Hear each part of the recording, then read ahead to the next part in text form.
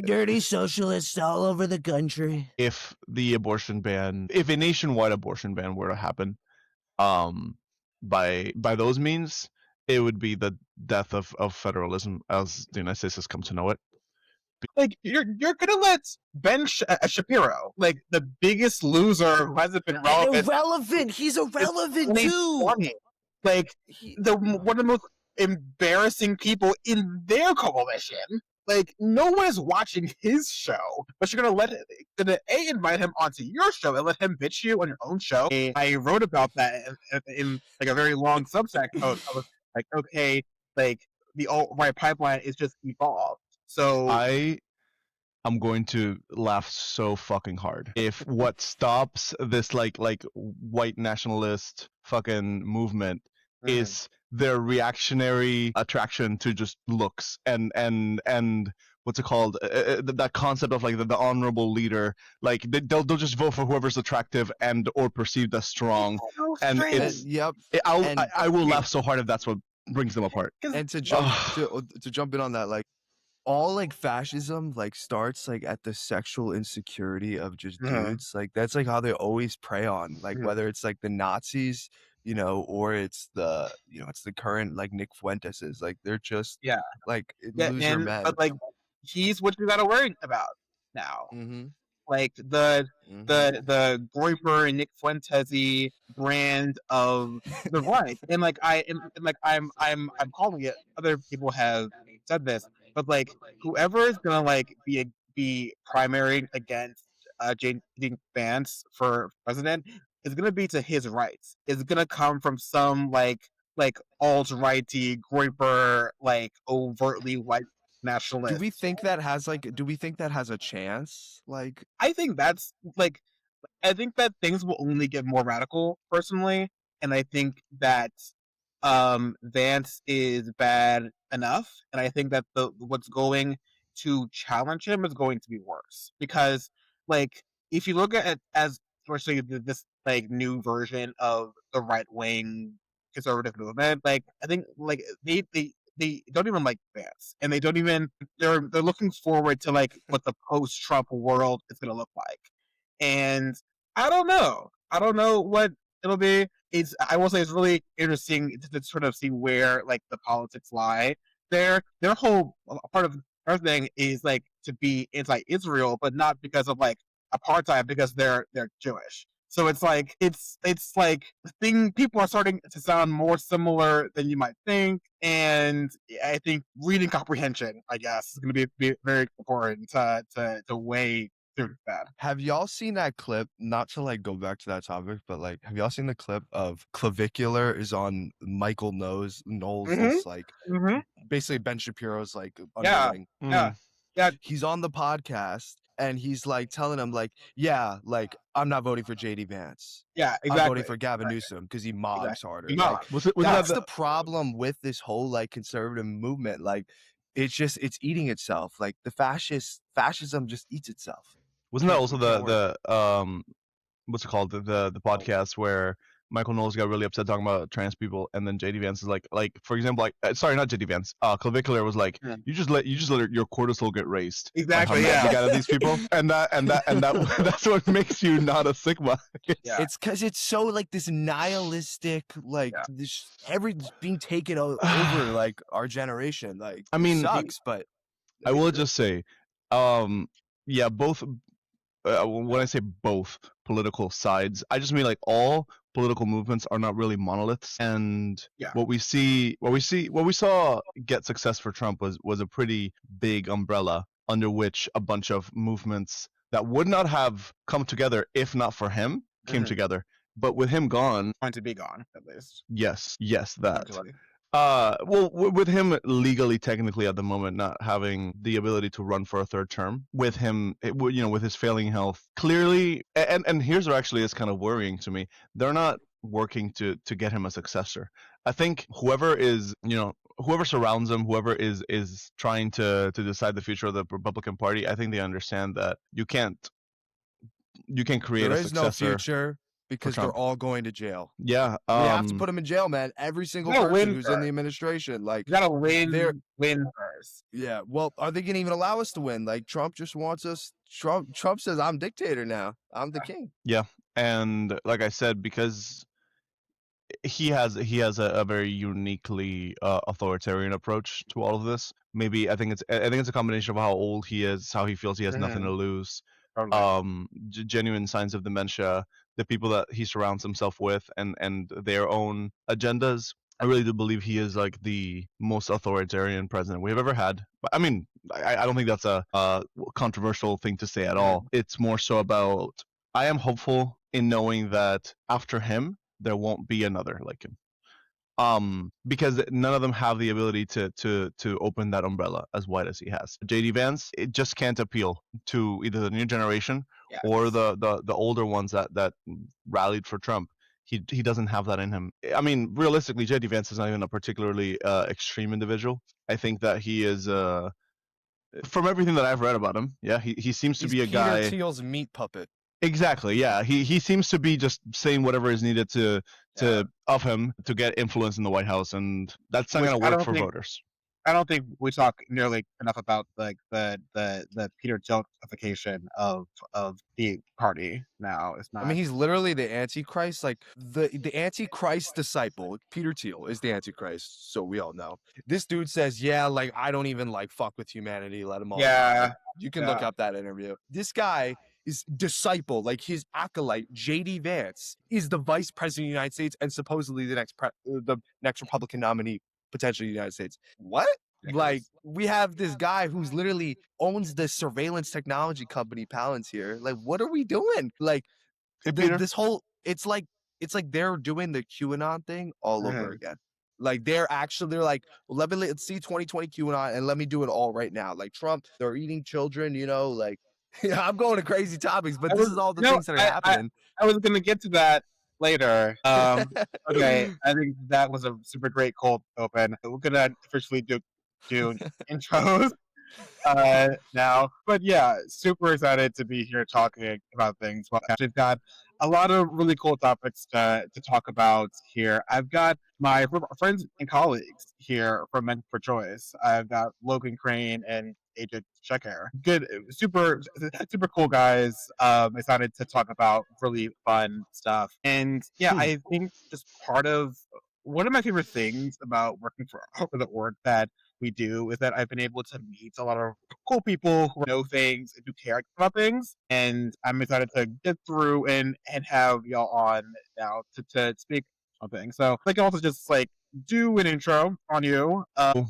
Yeah, my name's Logan. I've been with the fellowship for 1 semester, and now I'm serving as coordinator. And a big focus of mine when it comes to the work that we do is trying to create a space on college campuses for people to be normal. I feel like no one's normal anymore. Everyone's just so freaky. It's just like it's really weird.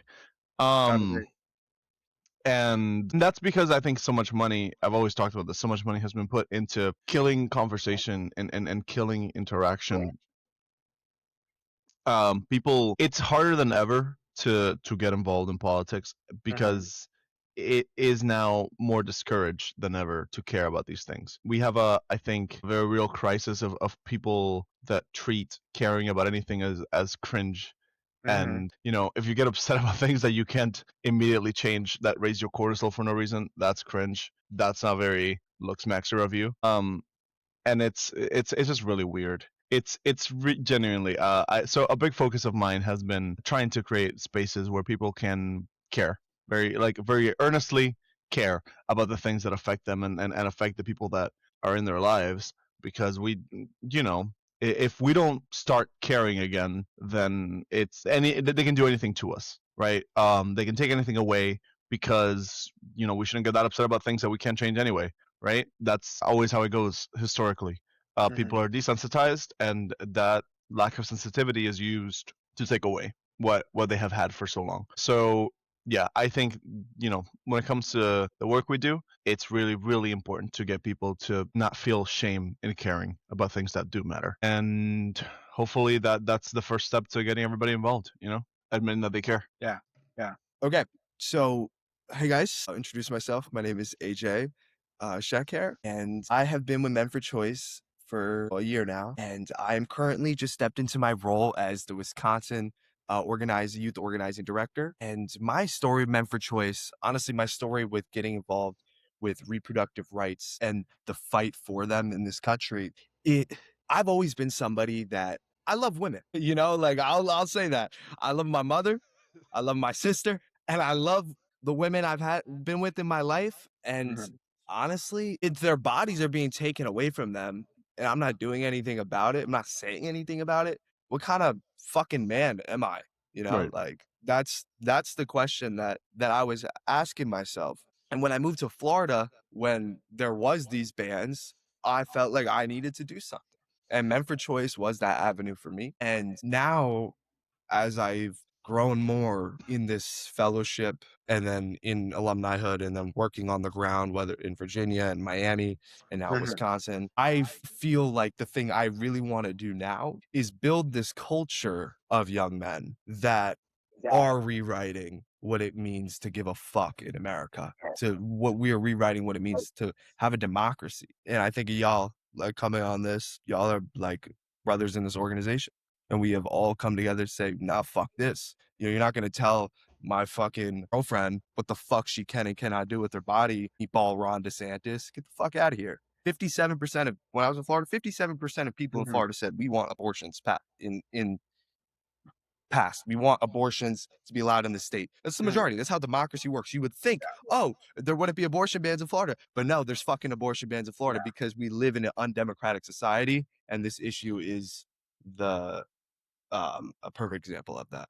Having orgs like the one we work for as on ramps is very important, and giving us a platform to speak on things, but also organize other people around these issues is even more important. And something else that I really enjoy is that we all care about a number of things. Like, obviously, reproductive rights isn't the only thing we all care about. There's like a plethora of other issues, and using this network to organize on all of these issues is like the really powerful part of having this kind of a coalition. You guys are both from Florida. I think that's interesting. You guys are both from FIU as well. Pause up. I'm actually Pause up. from let me correct you. I'm from New Jersey Really? originally. I I went did to not school know in that. Florida. Okay. I worked in like the DMV, DC area, and then moved Yeah. down to Wisconsin. You've been all over then. It's been crazy. Yeah, the FIU to Men for Choice pipeline must be studied. There's like a lot of people Well, from. and not to give those weird little alt-right memes credence, but like good men create good times create weak men create hard times, you know what I mean? And hard times create good men. I think that because we are at the crux of so many, we were at a very progressive institution, nested deep in enemy territory, you know. Yeah. And so we kind of got to witness the real time dysfunction of the brain that happens when you have people that are being educated on these things, but everyone around them is just screaming whatever nonsense. And yeah, I don't know how FIU was able to survive as a progressive institution for as long as it did. When it is in such deep, low literacy Republican territory, to be honest. But I am sad to see that those days are gone. AJ, did you know they took down the international flags from the pavilion? Yeah. No, Yeah. like hold on. Jay, let me just get on this for a second. Please talk about it. FIU has been taken over by actual like psychotic Ron DeSantis. Like board of trustees has been all appointed by one guy. Taken over the institution. They kicked out the president, Kenneth Jessel, who, if you were involved in like the FIU, like you kind of didn't like that guy, but he was just like a basic like neoliberal ass like president of our school. But then they put Ron DeSantis as lieutenant governor, and all of a sudden we start becoming Turning Point University. Like, swear, like you have this whole school. You got the Ronald Reagan statue now being built. Donald That's Trump's wild. presidential library was this close to being built Yeah. at FIU. And so you back to when you answer your question about why there's meant for choice FIU pipeline is when you have good ass organizing and good ass on the ground presence and you're actually making connections with guys on college campus. Like Dwayne Martin's the guy that found me on my college campus doing some organizing work. Yeah. Like random encounter. He Yeah. showed up to an event. That's good organizing. And that's why that pipeline, it keeps coming out because there's not really a space for guys like us to just, like what you talked about, just being normal dudes who say, fuck all this shit that's happening around us. And especially in a place like FIU, that's definitely not there. And that's why Meant for Choice is able to get so many guys from FIU because they're building that pipeline and that organizing. Yeah, that it's interesting on like what we consider normal because like this conversation is not normal in many places, and I think part of our role is to make this the new normal or the previous normal, accounting for our rampant swing to the right odd places have had like in more recent times. I want to focus on that Florida bit, because like things are rough there. I'm up here in PA. Things aren't great here. I would say that PA is certainly one of the more politically frustrating states. I mean, Shapiro is here. He's like decent, sure, but like Trump wins every time here, and it's so annoying. It's rough. Florida is different. I feel like there's like obviously pushes to characterize Florida as more of a purple state to sort of give the Dems more leeway than what I would gather to be what's actually happening there. But again, I don't get there. So I'm really interested to hear y'all's thoughts on like where Florida is right now and where it fits in this new version of the right way. I just think that trying to characterize Florida as any kind of purple state that's just a toxic amount of copium. I think that is just poisoning your lungs. Or you should not be huffing that much. I think that it's okay to want a state that means so much to you to still be a battleground, but it's just not realistic. Florida is not, and for at least 5 years will not be any sort of battleground state. It is the conservative, and it's actually not even all conservative because there is also that reactionary alt-right movement that has sprouted up, particularly in the South of Florida. It's too deeply entrenched. Like I said, for the new generation, there is a really, really prevalent feeling of why should we care about things, which leads people to ignore gaining a political education. But because they ignore gaining a political education, that means that reactionaries get huge dubs down here. Because if you just tell people something that'll get them angry and point them at the right enemy and use that to get their vote, they don't have to learn what's good for them. They don't have to learn, and that's why, for example, when you break it down to, for example, issues like abortion, right? Like AJ said, 57% of the state voted to protect abortion in the state constitution, but because it's a vote on an amendment, you would need a 60%. 57% is still a huge majority. So if 57% of the state believes that abortion should be protected, then how come in that very same election night, Republicans won every single election up and down the state? And that's what I mean by people down here lack a political education and are led about by reactionaries. They may know how they feel on certain issues, right? They may know how they feel on abortion. They may know how they feel on legalizing marijuana, which also won a majority of the vote in that election, but they don't know how to actually support movements and politicians that will protect those things for them. And because, like AJ said, we don't live in a democracy, we live in a republic. You need to elect people that will actually look out for your interests, and that has been, I think, lost down here and all over the country. Yeah, I echo what you say. And I think it's really important to look at Florida as Florida is was the testing ground for fascism in the sense of this new era Republican like style of pretty almost open Nazism. And that started actually when like I came to school, when I went to school, really DeSantis proposed COVID. Everyone's brains got bricked in COVID. Yeah. And the Floridian brain in that sun got super cooked. And then you have what is actually people don't talk about, but true Republican migration. Like you had Republicans leave the states of liberal states and come to Florida, and so you have more. Now all of a sudden you have more Republicans coming in, and you had Democrats also leaving the state because it was getting hard. And then you have just really bad candidates, like extremely lame people. And in this style of politics, especially in a place like Florida, you need to have people that are exciting. To be clear, do you mean the Republican and the Democrat, or like which two candidates are you? Oh, I'm saying the Democratic candidates that have been run for governor. Okay. And I'm using governor like there's so many different reasons why Florida is a bad but let's just take governor for example. Yeah.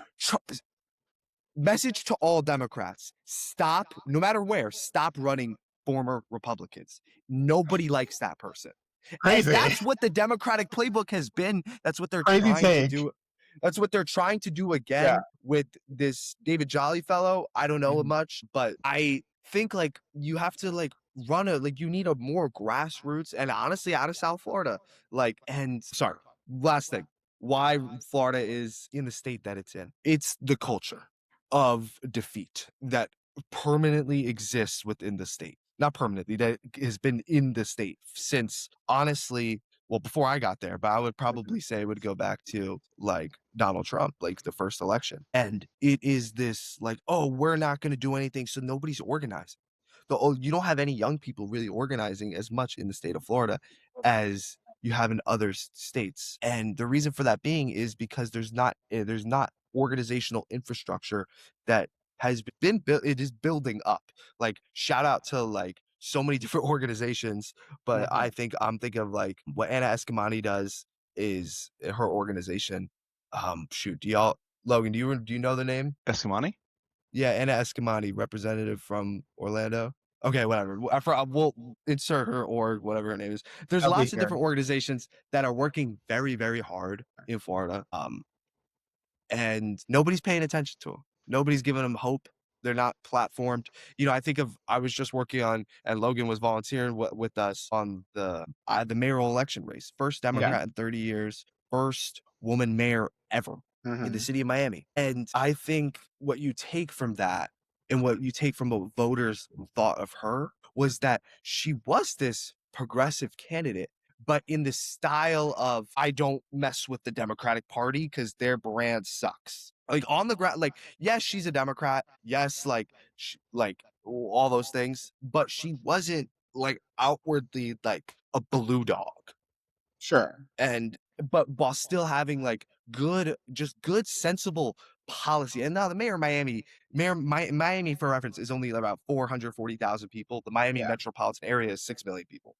Yeah. The mayor of Miami doesn't do that much, but she went from county commissioner. She wants to build more trains, build X amount of, I think it was like 8,000 new affordable housing units, like simple things that she can get done that are sensible for the city that have not been doing well under a corrupt leadership. And corruption is just kind of allowed to survive under Ron DeSantis' Republican rule. And if you are a Democrat that actually, like, let's say, doesn't want to work with ICE, Ron DeSantis can remove you from your position of power. That is crazy. And that's what happened to FIU. Now our student government, our FIU board of trustees works sides with ICE. The police department works with ICE to attack our students. Like this happens everywhere in Florida, and we just need more people fighting back. Which is just so fucking crazy to me still. I mean, FIU, the international student membership there is something like 37%. Yeah. Or like 50%.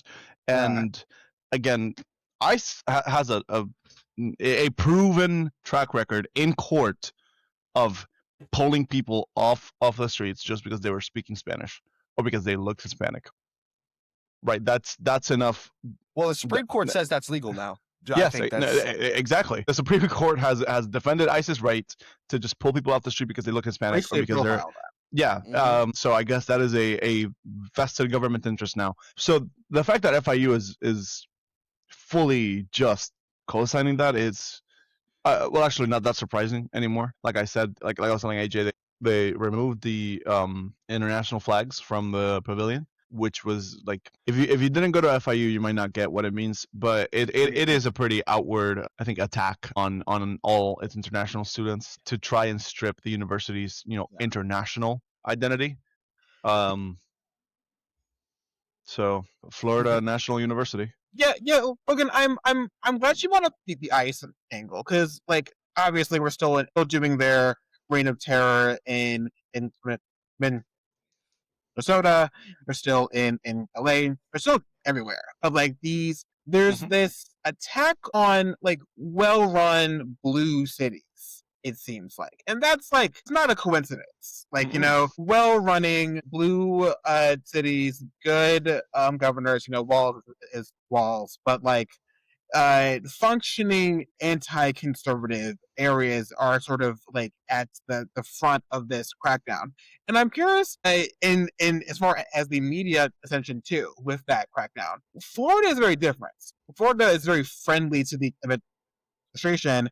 You've got Marco Rubio being from Florida, being Florida himself, it seems like. And the racial demographics of it are much more diverse than even a lot of these other bluer states. Yeah, I'm curious of like your thoughts on that. And Well, I will just say to kick that off, Florida is safe from the same treatment that Los Angeles and Minnesota have received because the Hispanics here vote Republican. The reason that you don't see the same kind of crackdown is that the crackdowns are not being used as a means of deporting. They are being used as a means of terror. They are being used as a means of destabilizing the city as punishment, Otherwise, that same even-handed cruelty would be doled out across the entire country, but it's not. It's focusing on, like you said, well-run Democrat cities. Even in Minnesota, I believe Kristi Noem approached was it Walz and said that if they gave over some voter information data, she would pull. Yeah, basically. So yeah, it's not a question at all whether this is a genuine means of achieving their deportation agenda. I think this is very clearly just state-funded terror, and that's why Florida has been safe thus far because the Hispanics down here they can't be bothered to care about that. I think the Hispanics down here have a very a racist view of other Hispanics. They particularly the Cubans, they view themselves as being sort of in a different caste of immigrants. Sure. It's a really curious thing. I remember it does, to quote Clavicular, it does raise my cortisol a bunch. Because it is truly you will gotta see. stop quoting Clavicular. I am sorry. I'm sorry. It's a very effective phrase. That's just how it crumbles, cookie wise. Yeah. Okay. Yeah. Generally, it's been such a crazy thing. My entire life down here, I have seen these Cubans that can't speak English well, have no knowledge about U.S. politics or culture, but they will still get racist towards Mexicans, towards Colombians, towards these other immigrants, because even though they can't speak English, they can't really be a part of American culture. They still view themselves as the chosen people of South Florida, because sorry, I mean to interject, but that's the history of America, man. Like every time like an immigrant group comes in the country, they're like, the next guy who comes in, they're like, man, fuck that guy. Like it's always just a cycle. Yeah, that assimilation to whiteness to me is really interesting. I really I enjoy studying that just to see sort of how one's mind can contort itself into being down for that. It's like speaking for me personally, like I obviously feel a sort of kinship to all oppressed people, regardless of like what flavor you are. In particular, in the diaspora for Black people, wherever we find ourselves, the impacts of slavery impact all all of us, but like there's a similar kinship to immigrants, to queer people that perhaps is more empathy than the average empathetic person would even share. But to close the door behind you against your own people is something that's just so fascinating to me. And it feels like a uniquely Floridian thing. Like in Florida, in Texas, I know obviously like the border and like water is there. That's where they go. But to immediately come in and cool, come in, love you, and to be like, okay, we did it the right way. Everyone else, like, fuck you, basically. Like, we don't care. You should be terrorized. I'm gonna join ICE myself, which again is the most. Oh my god! You see the video of that guy with like the thick fucking Mexican accent? He's like, Yeah, and the lady was like, why are you detaining him? He's like, because you have an accent. You're Hispanic. Dude, when are they gonna learn that they're not gonna be in the club, bro? Like you're not like white supremacy will never accept you. Like they'll never accept you. Like the dudes who shot fucking like Alex Pretty, sorry. Yeah. Like Raymond Ochoa and and Jesus. Sorry, I forget their names. Yeah, it was like Raymond and Jesus. It's like, bro, what the fuck, man? Yeah. Like, but to answer your question, Jay, how do you rationalize the kicking away the ladder after you've climbed it? It brings back to what I was saying earlier. It's a lack of political education. It's a completely reactionary view of politics because they truly do believe themselves to be special, and they believe the people that they care about to be special. Therefore, the country can have the most restrictive, racist policy against immigrants, but when it comes to them and their family, they'll make an exception. I'm sure of it.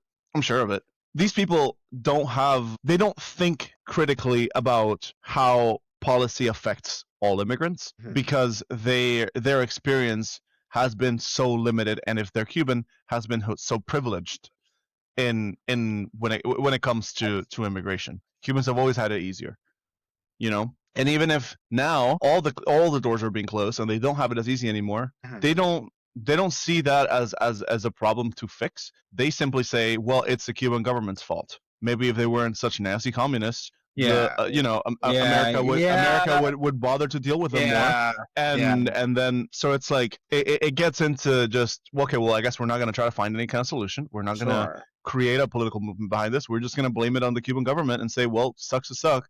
At least I got here. And that's the attitude that so many of them have. They genuinely just count themselves lucky, blame the Cuban government for everything that's wrong with Cuba and with Cuban immigration. Communist governments happening there. Yeah.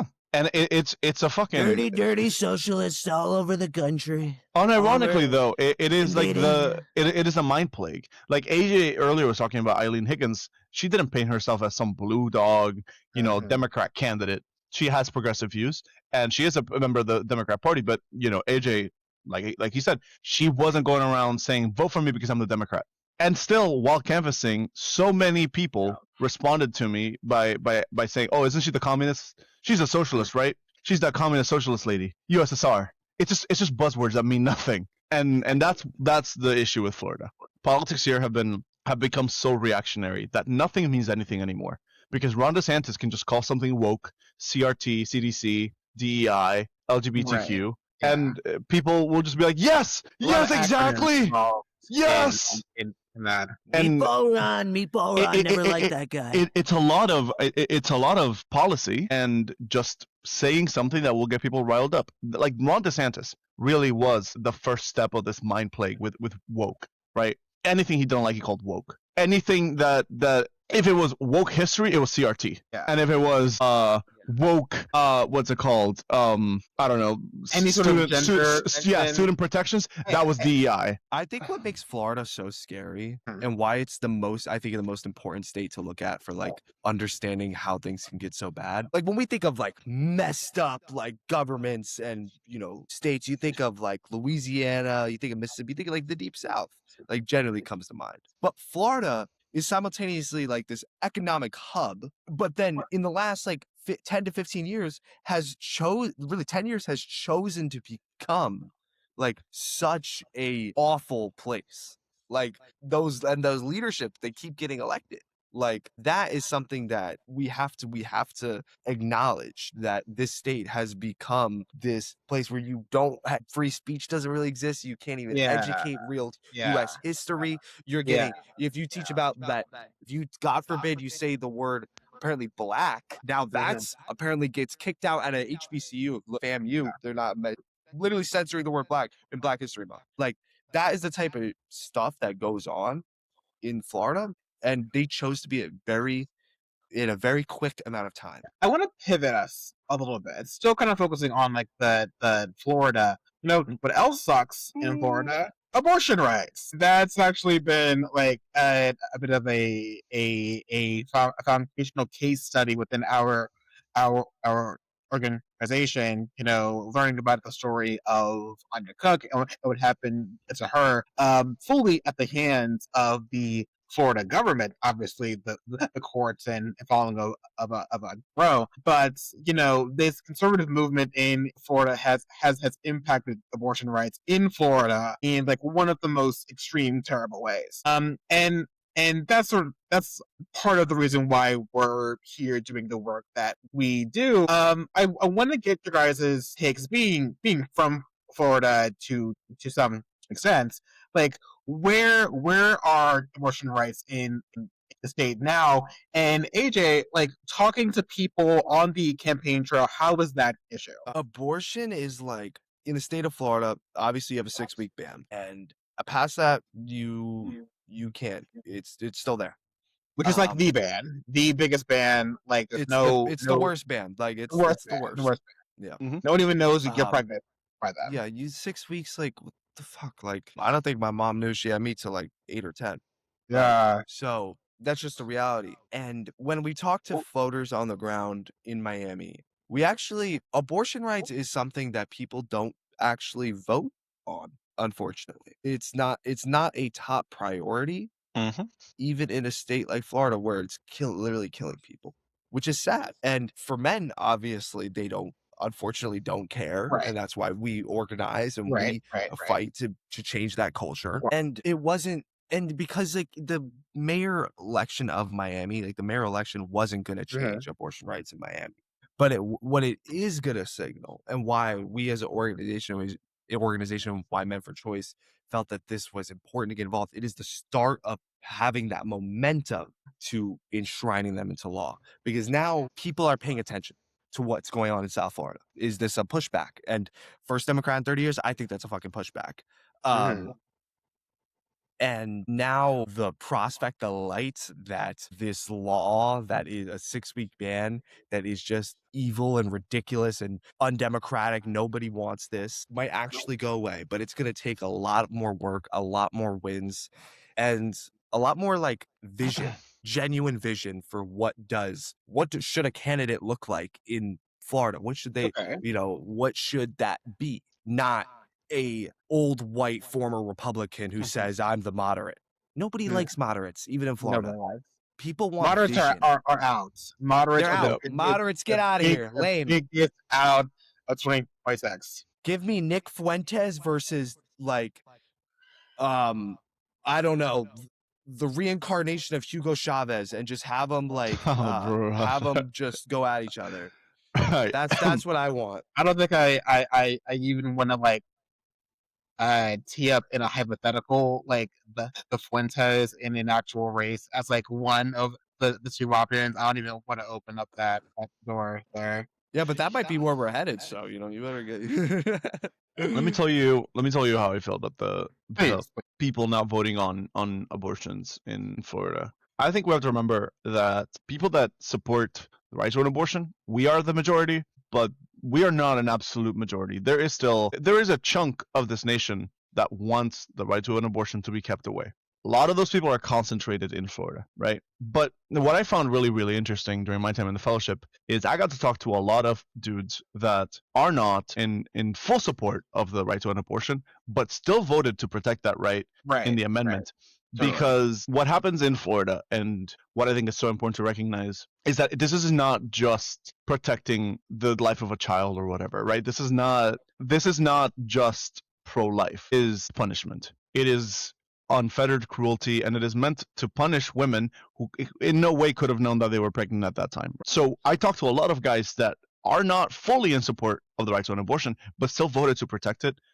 And they told me that they knew other people that felt similarly, people that consider themselves to be pro-life, but still voted for the right to an abortion to be protected. Because I think here's what's really important for us, for the messaging, right? I know that obviously we are focused on men that are pro-life, but an important part of the messaging has to be that this legislation is not in any way pro-life. It is not made by doctors. It is not made by people who do healthcare for a living. When these laws are made, they're not made with the health of a woman in mind. They're not made with the health of a child in mind. They are made with policy promises. They are made with talking points that will be used to run on the next election. And that's why they're so harmful. They don't take life into account. Not the mother or the child's. They just want to punish people. They just want to be able to say, I am a pro-life candidate. I voted to ban abortion. So if that kills, a million women, They don't care. okay. Yeah. If that kills a million unborn, little babies, I don't care. Many of the women that are forced to bring about these births, they're not in any position. They're not in any economic, physical, mental, capacity to bring these babies to through these. That's why there are so many pro-life voters that will still vote to protect the right to an abortion, because they understand that when it comes to actually creating abortion bans or abortion limits in law of any sort, these limits are not made by people who care about health. These limits are made by people who just want to punish women and control women. Yeah. Something that always gets me is these laws just being written by some dudes. Like, as in non-doctors, as in non-experts, no one who has any sort of expertise in anything besides politics, and I guess being voted in somehow. And like, same thing, and like, again, Florida education is like another big deal that I look at, like attacks on DEI, critical race theory, even though no one knows what that is. Like, these, and like, no one gets any sort of consulting by actual teachers, by actual admin, by anyone who has been in a school. Very similar to like men dominating and putting in a lot of these anti-abortion laws. Like, you know nothing about anything you're actually writing cause on. It's the same people. It's the same people. You're doing this exclusively as a way to control people, because you know that these things are popular to like the fringe alt-right sort of coalition who votes for you and who you need to vote for you if you want to win.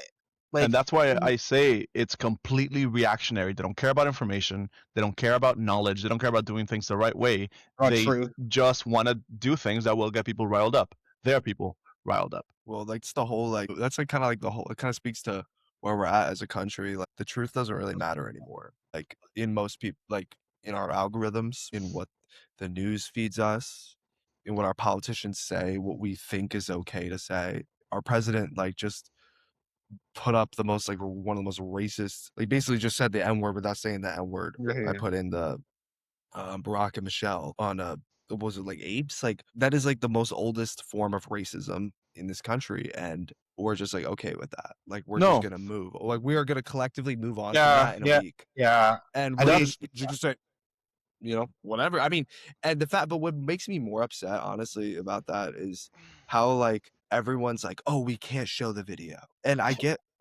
why, like, and I get I'm the white guy, so it's not necessarily my place to speak on this, but it's like, it just is like, you're kind of like whitewashing it by not showing the video. I agree. I feel and it is so racist, and we're just gonna move on again, and that's so frustrating.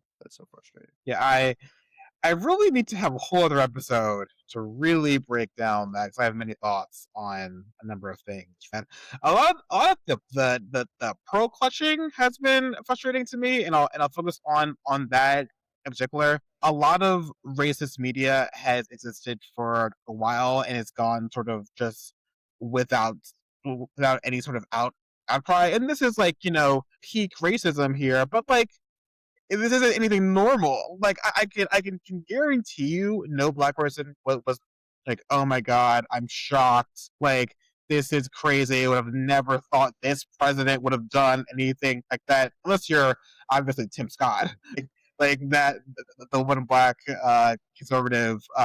He's he's he's up in a tizzy over it. But like, yeah, this is America, and like, I think that a lot of people really need to come to grips with like a lot of our media and a lot of how AI is used in particular now. Like, this is sort of the terrible reality that we live in, and I encourage anyone who actually cares about this to like care about it outside of Trump.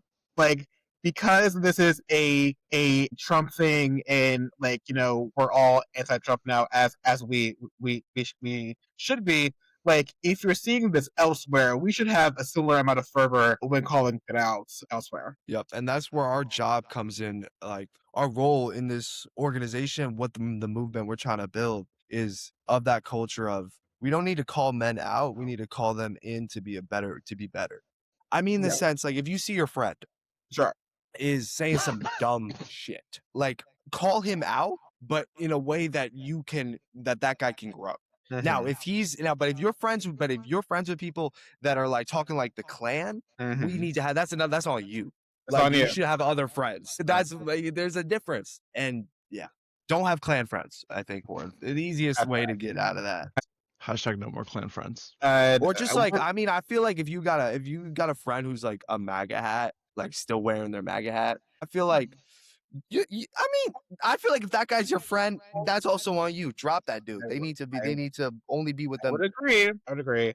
I wanna, as I was like looking into like Florida stuff, in general, and like within like the new attacks on abortion rights, I've been looking into attacks on medication and like and abortion pills, and that gets us to mifepristone, which, like, for those who aren't aware, it's essentially the abortion pill. Is also used in treating miscarriages, and I think that's also a big part of it, because it's used to like expel tissue, and like, obviously that's what an abortion is medically, but also it's used in a number of different medical cases here. And I was just searching things, and the state of Florida in particular, at a number of other states, including Texas, is like waging a particular lawsuit against the FDA as a way to regulate it and ban it. And this is like, through like my research in this, like, this is likely the way that the national abortion ban, if it were to happen, this is probably how it would go, because like 2/3 of abortions actually happen through this one medication. Like, this one pill or some other form of like medication based treatment is not actually like you going to the hospital and having surgery. That happens, but that's less frequent. So attacking like these medications is like the easier workaround, and going about it. So yeah, I kind of just want to get y'all's reaction to like that form of abortion ban, and sort of being from Florida, like, what say you about that? That's kind of your state doing that. As someone who did a lot of study in undergrad about constitutional law and who's trying to get into law school right now at the moment, there are like two separate trains of thought that are going through my head, and hopefully I can keep myself straight on course, because I'm a little lightheaded. First of all, I think that pursuing an abortion ban through this federal targeting of the because really what they're trying to do is prohibit federal systems like USPS Yeah. from delivering that medication, from crossing state lines to deliver it, which would in reality attack the means of transport, right? And that would impact even states that do allow abortion, because the transport would have to pass through states that have bans or would utilize federal delivery systems like the USPS, which that's fucking insane to me, right? It's not insane in the sense that I didn't expect it, because we have seen this administration absolutely set aside all acknowledgement of checks and balances or even the federalist system in favor of creating a strong unitary executive. I think that if a nationwide abortion ban were to happen, by those means, it would be the death of federalism as the United States has come to know it, because that is absolutely I mean, abortion is a very fundamental Yes. right. Yes. And even if you are a state that does not allow it, even if you are a state who has banned it, it should not be possible for you to impede the means of citizens from another state of accessing that right.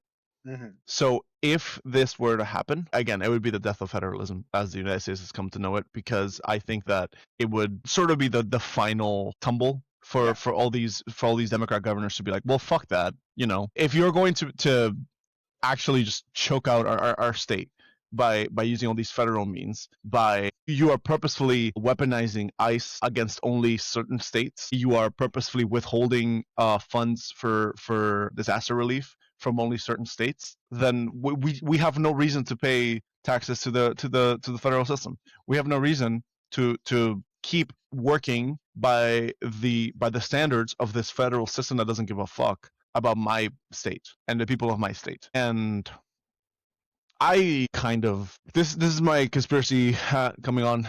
I kind of expect that the United States is going to balkanize in the next 10 years. Dude, I was gonna get to that topic, bro. Like, I was about to say that, My and bad. you just took that. Like, I had balkanized. The United States is too big as a landmass. It's too diverse in terms of ideology. It was always heralded as the melting pot, and for a long time that was a point of pride. But in recent years, that has been turned into a negative for a lot of these reactionary far right politicians and voters. I think that the United States identity as a melting pot has been attacked so often that bleeds into not only ethnicity, right, and nationality, but also ideology. These people do not want to share a country with people that are so different from them. That is not something that can be unlearned. That is not something that can really be worked past. If they just don't want to share a country with people that are different from them, then they will stop at nothing to make sure that everyone in their country looks like them and thinks like them. We got to kick them out. If you don't like a diverse America, I'm flipping it around. If So you much for don't the like the tolerant melting left, huh? pot, you got to get the fuck out of this country. If you don't like having delicious food from everywhere around the country in your neighborhood because we got so many different immigrant populations, get the fuck out of my country. That dark woke over here. Get the fuck out. That's who we need to be getting rid of, bro. These fucking ingrates. That's the problem, though. It's not some like small fringe. It is a growing amount of people in the United States, and I know that in all likelihood, a great number of them aren't going to be like ride or die for this ultranationalist ideal, but ultimately they will still support it because they're white. Their friends are telling them that this is the right thing to do, and they don't have a political education to know any better. So that's why I feel that in the next 10 years, it's untenable for a country that's so polarized to continue working as one unit, especially because Donald Trump has done so much to ruin the federal system. He has placed so much power in the hands of the White House that if a Democrat, for example, came to power, those two words fingers crossed. Be in the same fingers crossed when a Democrat comes to power. Dems in power. And they actually abuse the federal system to install change, which Donald Trump has been allowed to do, has been protected in doing. There's going to be fucking uprisings, right? Because if a Democrat overrides certain Republican states in things such as abortion, because if abortion is a fundamental right, then the state can't withhold it. And Trump has single-handedly, rather unilaterally, attacked birthright citizenship, which was always understood to be a fundamental right. It no longer is. If the White House has the power to do these things, and the Supreme Court has confirmed that they do have the power to do these things, then what stops a Democrat president from just protecting the right to an abortion federally? Yeah, AJ, I want to get to you in just a second, but Logan, you're saying some scary things. And I'll start there. What do you think is the end result of this? Because I'm not saying that I disagree with you, but Mhm. it's tried to avoid like the doomer mentality. Right? It's like, okay, shit's fucked. Like the seas are gonna rise, swallow us up. Well, here's the thing. Y'all in Florida in particular, y'all will be underwater soon. So like why do anything? So like I'm having trouble squaring a Okay. bit. Here's the thing. When I Yeah. talk about this, I don't mean it in a doomer way. I Hmm. just mean it in a historically conscious way. I think that we have seen states Mhm. balkanize before. We have seen it with the USSR. We have seen it. We have seen empires lose their power before, and that means that they lose territory. We saw it with Britain in the 1940s, and it's nothing. It's just not doomer to say that, you know, something that is extremely common in history may happen again with a state that is so. I mean, yes, the United States is very important to the world economy, but it's only become so important in the last 100 years. Sure. Everything that was created by humans can be unmade by humans and can be changed by humans. Yes, I think that the concept of balkanization is very scary because this identity of one America has been all that we've known throughout our lifetimes, and certainly there will be a lot of chaos, you know, in states sort of choose how to balkanize. But I don't think it's doomer to recognize that. I just think it is still in our power to do everything that we can to create a culture of people that do care about civil rights and that care about um, respecting each other and protecting each other. But I don't think that these two ideas are contradictory. I think that precisely because balkanization, I believe, is very, very likely, we should create a culture of people that look out for each other and that care about each other, especially in the face of an overreaching state. That's how I feel. Okay. AJ, what say you? Do you agree? No, I don't agree. Sorry, Logan. I don't think we're gonna balkanize. Not that I don't think I wanted to say it because I think it's something that could happen, but not in 10 years, man. Like it's gonna take like at least 20 if we want to do that. But that's like worst case scenario, right? And I think the thing that we need to focus on, and we actually has the power to do, is let's say we do get 28. Okay, let's make that the line. We get 28. Mhm. And if Democrats win power again, unfortunately, unfortunately, like we have to reckon with the reality is what does that Democratic Party look like? Is that a Democratic Party? Is that a president that's going to say, okay, we need to throw Kristi Noem's ass in jail because she is committing crimes, heading an agency that's murdering American citizens, shooting them in the street? We need to actually put the Stephen Millers of the world in jail because if we're not willing to punish people for doing fascism, you can't allow a democratic system to democratically elect fascists and let them do fascism, and then when they lose power, try and gain it again. That's Because what we've been doing. and they're not gonna let it up. And this bill and who they're being run by, like when JD Vance runs for president, if not every single Democrat, if every single one of them is not talking about that he is the acolyte of the Antichrist Peter Thiel, we're not doing our job right. I say that to say that if we don't want the worst possible scenarios to happen for our country in 10, 20 years, we have to actually address what's happening now. Like we're in like early 1930s Weimar Republic. Okay. They're not. I don't think the conditions for what happened 80 years ago in Germany is the same conditions that could happen now. But we do have time to we need to have a plan to how we rebuild this and and I think the first step is accountability. If we're not going to throw the people who are, raping children in jail, one being the president for raping children, we are failing as a country, and that will lead to far things worse than balkanization. If we're not willing to openly hold people to account. So I agree entirely with that very last point. I'm very curious and concerned about like the 28, say Newsom wins, sure, whatever. Like, what are the Dems gonna do? I think that's the question there because I agree with both of you again that like sure a sort of schism is at least on the table here. I'm not sure. Actually, the 10 to 20 range seems more fair. I wasn't feeling the 10 range as much, but 20 years is looking not so hot. And like the Peter Thiel of it all, I agree. I personally think it's going to come in a sort of techno-feudalism deal where, like, okay, I get owned by Google, you get owned by Palantir, and like the and the sort of tech oligarchs cut up uh, their own territory, and we sort of like work on their property. That's like my prediction on Yeah.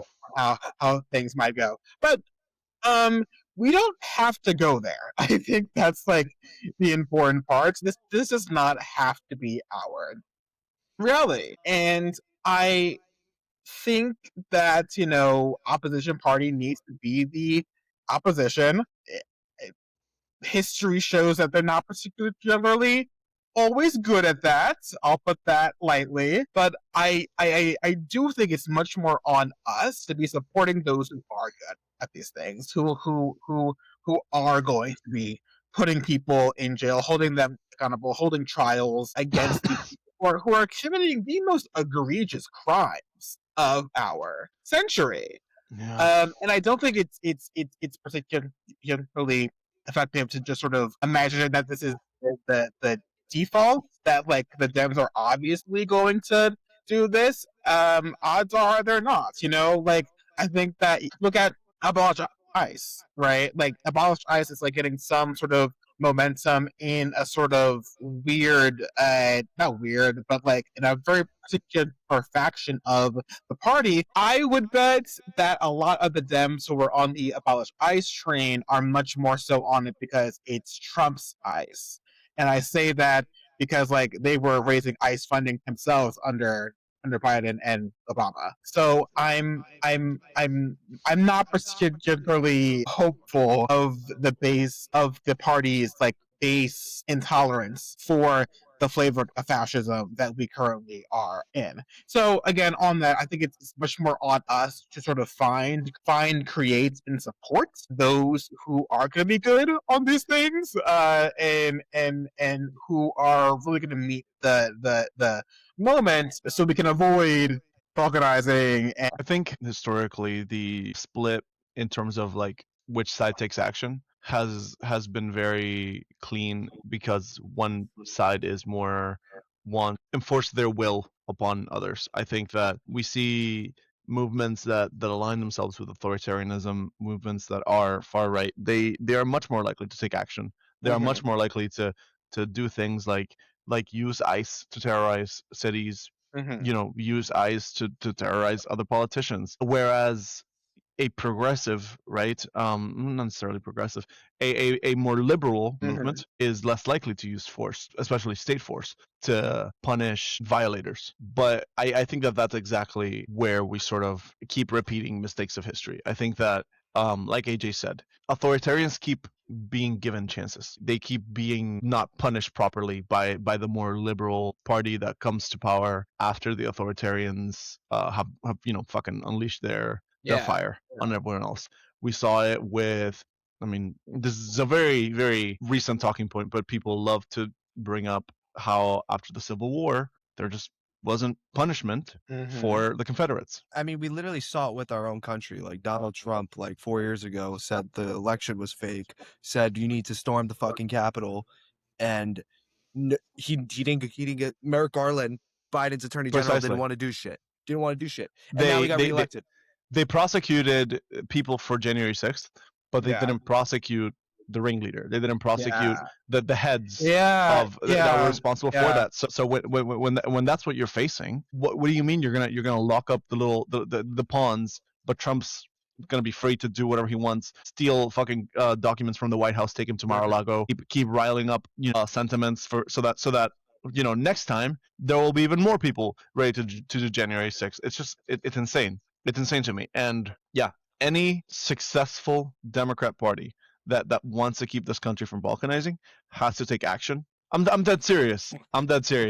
Because if enough action is not taken, the pendulum's going to swing back even harder. And this isn't frankly where I thought this conversation was going to go, but I'm very glad that it did. And like, Logan, what you're saying isn't crazy. Like, obviously, the Dems are going to have to take action and, fight and do something if we don't want to get into the bad ending. I think it's a question of, are they going to do that? And who is going to do that? And how are we going to get them to do that? Can we just Last point, AJ, and I'll get to you. I don't think coconut trees are the way to do it. No. And I think we learned that, or we learned that. I don't think I'm doubtful. I'm doubtful that the rest of the party learned that. You exist in the context of all in which you live and what came before you. Which the guy with that is that she's not wrong. Like you actually do exist. I mean, like she is. Like I kind of like that. Like I mean, like actually not even a crazy thing to even say. But here's the thing: Kamala Harris is a career politician. She is not going to take the hardline approach that is needed on any of these issues. Joe Biden was a career politician, but more importantly, he had this idea for America of we are a people that have been torn apart by hatred, but we will be brought back together by love. Mm-hmm. And he refused to take decisive action against the forces, because I think he's from this generation of politicians like Chuck Schumer who refuse to believe that threats to democracy are real. They have for as long as they have been alive, America has been the world superpower. They refuse to believe that anything can threaten that. Mm-hmm. Therefore, they don't need to take action to protect American democracy because it's going to be fine. I think we only really saw Joe Biden treat this threat to American democracy with the gravity that it deserved as he was fucking leaving the White House in his final speech, which is insane to me. Deeply but embarrassing. That being said, Chuck Schumer has lost influence. Joe Biden is gone. Kamala Harris is not making a bounce back. Up in the air. We'll Democrats, if they're 2028, it will be because they have rallied behind their most progressive and their most actionable ideals. Okay, so can we like our last topic? Like, I'm sorry, it's not my show, but I want to ask this. Go ahead, please. Like off the cuff, like if you had to pick like the next president, who would it be? I don't like that question.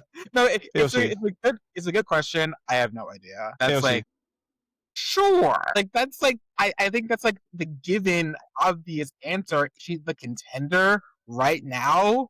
I don't know. No, like, probably not. But if I got to pick her, right? If I was like given like godlike powers, mandate of Logan, I'd give it to AOC. I tend to agree. I think what's so frustrating about this is that it's not about what we want. Yep. And like I'm saying we, not as us in this call. I'm not saying we as progressives. I'm not even saying us as people who vote Dems. I'm saying we as the American people. It's not up to us. And we saw that with Bernie. So like if like I would love for AOC to run in the primary just for the drama first, but to really get where those separations are between where like the base is in like the Biden, era still, perhaps Newsom as well. But like we're gonna spin the wheel. And, it's very likely not going to be about what we want. And, like, that speaks to how fundamentally democratic our actual system is. Like Citizens United.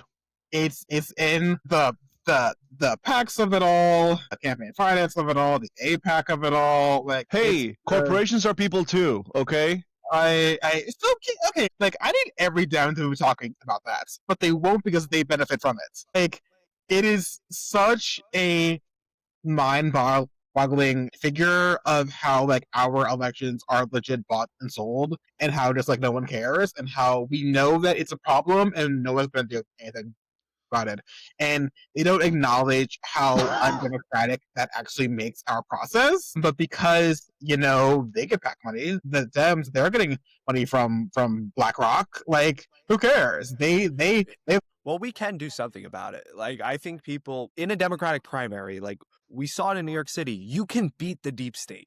Like the deep state was Andrew Cuomo. Like Andrew Cuomo might as well just. I think he was probably on the island. That guy is such a weirdo. Like, you can beat them. At least in their one primaries. promo, I would bet. Yeah. At least one And- promo.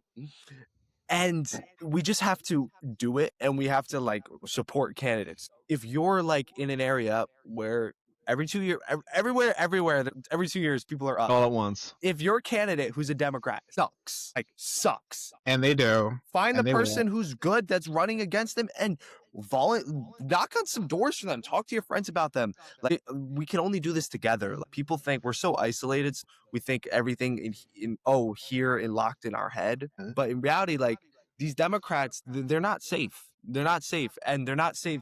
These Republicans aren't safe in their districts. These Democrats aren't safe in their districts. As so long as we organize better than them, and we organize and we hold on principles that we actually want. You know, I want to see ICE gone in 28. And if a presidential candidate is not willing to say we need to completely dismantle ICE, I'm not going to vote for that presidential candidate. Yep. And that's how I feel. If something's gonna, if a fascistic agency is allowed to exist, then it shouldn't. Then no, thank you. Yeah, and if a Democratic candidate doesn't have the good sense to at least rebrand, or rather brand a new Homeland Security and Immigration Security Agency away from ICE, then they don't stand a chance of winning. They need to understand. They need to at least have the savvy to know that the name ICE has become poisonous. And so even if they want to have strong, border control or immigration control or anything of that sort, they cannot. They have to understand they're not allowed to use that branding anymore. And yeah, I think it's just coming into 2028. If I had to guess right now from what we have, I would say Newsom. Genuinely, I do believe that. Yep. But when it comes to Democrats, my God, I don't know that I trust anyone else to really lock them up. Yo, no, you're wrong. I wouldn't ever say that, but you know who's the guy who's actually the dark horse that's going to do it? Ro Khanna. He's the only one who him and Thomas Massie exposed. We wouldn't have the Epstein files released without Ro Khanna. If anyone could hold the elite to account, it's Ro Khanna. Okay, now, then make him Attorney General. I think he would be a good Attorney General for sure, but I think we ought to just get the best candidate that we could possibly get. Now, I don't think Ro Khanna is the best candidate we could possibly get. Exactly. But I cannot live in a world where Patrick Bateman is the president. Like, Gavin Newsom would be a Republican if he was not in California. I don't think he has any principles. I don't think he cares about a single person other than himself. Now, if he runs for president and he wins, Gavin, I didn't say that. But so that's the issue. That's the issue. You look in his eyes, man. There's nothing there. We're saying this now. Are we going to have the same energy in 3 years? That's my question. Oh yeah. Like, you don't get to have what's that fat guy that was the Trump advisor? Steve Bannon. I was just thinking like toad-looking person.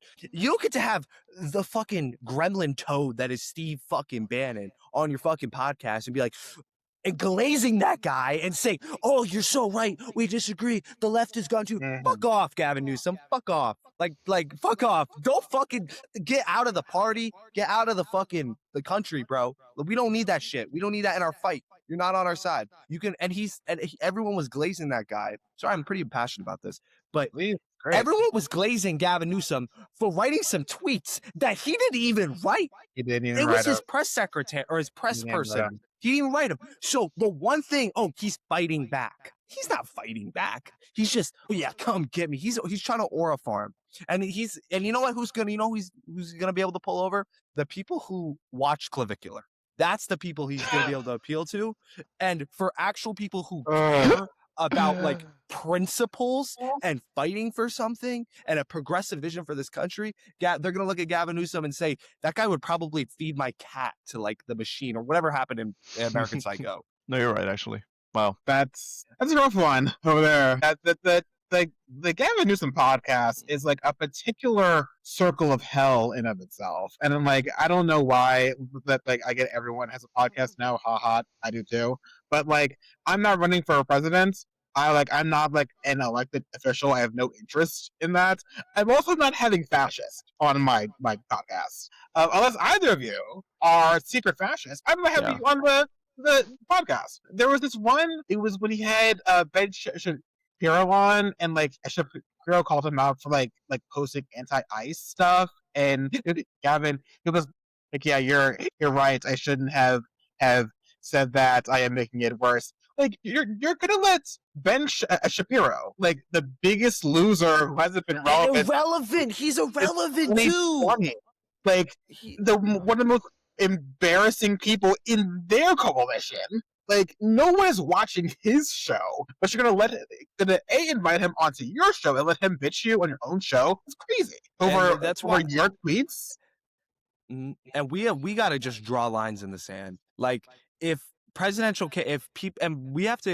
we want Democrats to actually do well, we need to hold other Democrats to account for not holding their fellow Democrats to account. So like, you brought up AOC. I love AOC, inspiration. But like I think she's starting. She called out AIPAC the other day. But you have to be willing to actually like go after these people in your party that do not represent the constituency. The average like liberal wine mom is like, we need to like jail every like Republican official. That is where the party's at. And if we're not willing to actually have politicians who emulate that, like I'm so sick of the Republicans getting what they want. Like, yeah, we want our white supremacist, hates Mexicans president that gives us nothing and tax cuts. They get that. They get that guy. And they vote for that. That's what they want. We want like a progressive, free healthcare, stop being evil to our minority communities, good education, free education. Like that's what we want. And if our politicians are not willing to say that's what we want, we can't have them out. Yeah.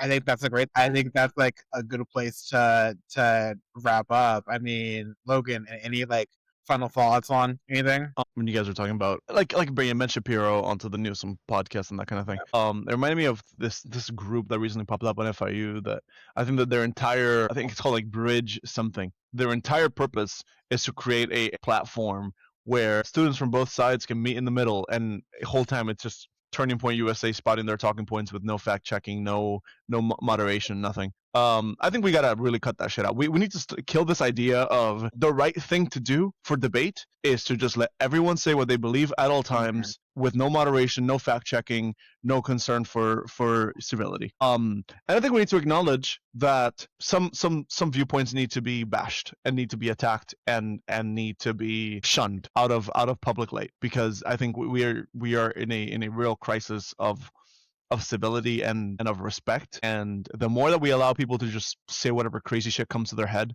about any minority group, any group in general, I think that just means worse things for our country. Yeah. The jubileification of our politics. Yes. It's so corrosive. It's so immediately corrosive. Yeah. Good thoughts. That was. I mean, it's rough out here, guys. I mean, like, the pendulum does seem to be swinging in our direction. I will say that. We saw that in November. We're very likely to take a lot of seats in this upcoming midterm. Like, are we going to be the party and the people who loses and who falls over and just lets them rob us of our rights and of our ability to live with any sort of quality of life? Or are we going to stop it? And are we going to hold people to account? And are we going to give people what they actually want? Because the numbers are on our side. And I think that's very important when it comes to abortion rights, when it comes to being against ICE. People are tired of this culture of control that the parties have over us, and they want a new flavor of politics. And it's on us to be a part of that process and to support people who are going to give it to us. With that, I think we had a very spirited conversation. I want to thank you both for being here. This was super fun. This was very fun. Thank you for inviting me. I feel a lot better now. Hey. Damn. Nice. I like Therapy. it's